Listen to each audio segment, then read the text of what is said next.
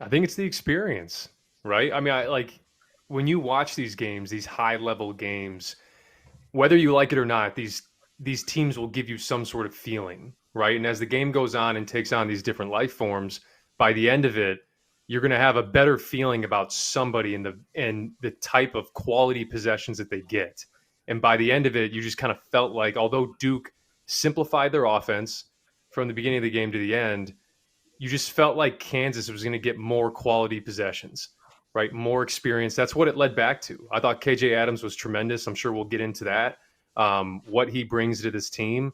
But overall, it's the Kansas experience to me that stuck out. And I credit the Duke freshmen, right? They were the ones that had the ball in their hands at the end and the ones that, got to take the brunt of the criticism. But I thought Kansas in the end was, showed why they have the number one ranking.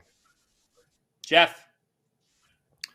A lot of different players contributed to this one for Kansas.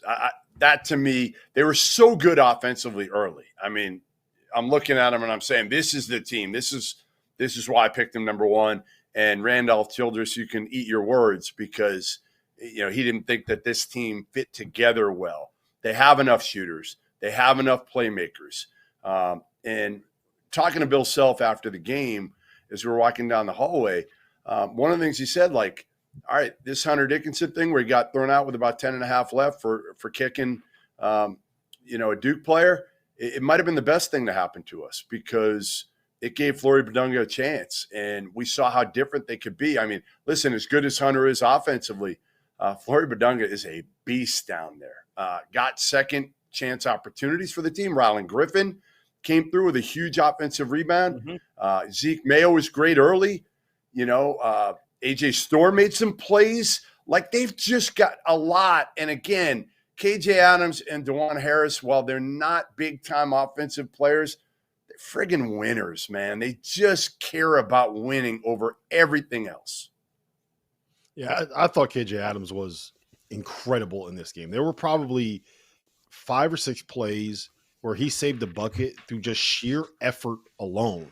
There was one where he kind of got a steal running back on defense in transition that would have been a layup. There was the block that he had in the second half where he blocked, I think it was Mason Gillis, right? He blocked a layup, and then it's going the other way, and you can just kind of see him on the side of the screen, like pumping his fist and revving up the crowd, not even looking at what's going to happen at the other end of the floor. He's just celebrating. I blocked a shot. I got to stop. And, I thought that this was the quietest game that we've seen from Cooper Flagg yet this season.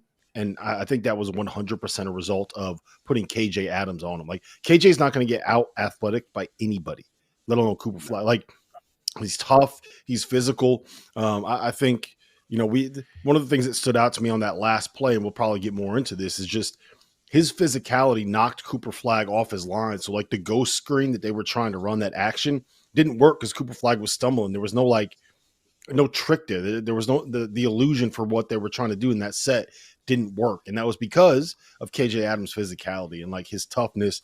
DeJuan Harris, like you mentioned, like they were both just so good. They make all those winning plays. My thing with Kansas is, and I told you this at the Champions Classic, Jeff, I think that their floor is as high as anybody in college basketball, right? Like, what they're going to be defensively. They're not going to beat themselves. They have guys that know how to play, that know how to win, that know how to make shots.